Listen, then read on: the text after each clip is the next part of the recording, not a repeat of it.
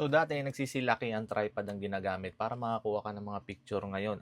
Ganito na lang kaliit guys, tingnan nyo. Ayan, ganyan na lang kaliit. So namamagnet na to kung mag-safe yung phone nyo. Ayan. Kung hindi naman, meron siyang kasamang, grabe no, lakas ng magnet. So pwede mo na itong i-magnet sa kahit anong bakal. Pwede ka na mag-selfie. Pwede mo rin to i-magnet sa sasakyan. Para on the go lang, kung ready ka na mag-selfie or maggawa ng video, pwede no, kahit saan. Basta pwede mo mapag-magnetan is mamamagnet mo to. And ang maganda dito, pwede mo na lang to itupi sa phone mo. And ayan, tingnan mo, gano'ng kanipis lang yan. Diba? Grabe.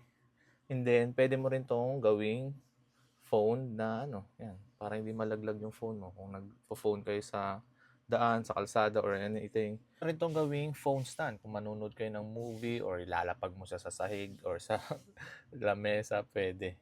Ayan, so pwede mo tong gawing stand ng phone. Ayan. Diba? Yan, grabe, no? Grabe na innovation ngayon. Parang ito na lang yung kanipis, guys. Tingnan mo. Ayan. So, meron din tong color black. Ang nakuha natin is itong silver. And, ayan, napakalakas ng magnet, no? Grabe. Yan. So, kung trip nyo tong product na to, ilalagay ko yan dyan sa link sa basket.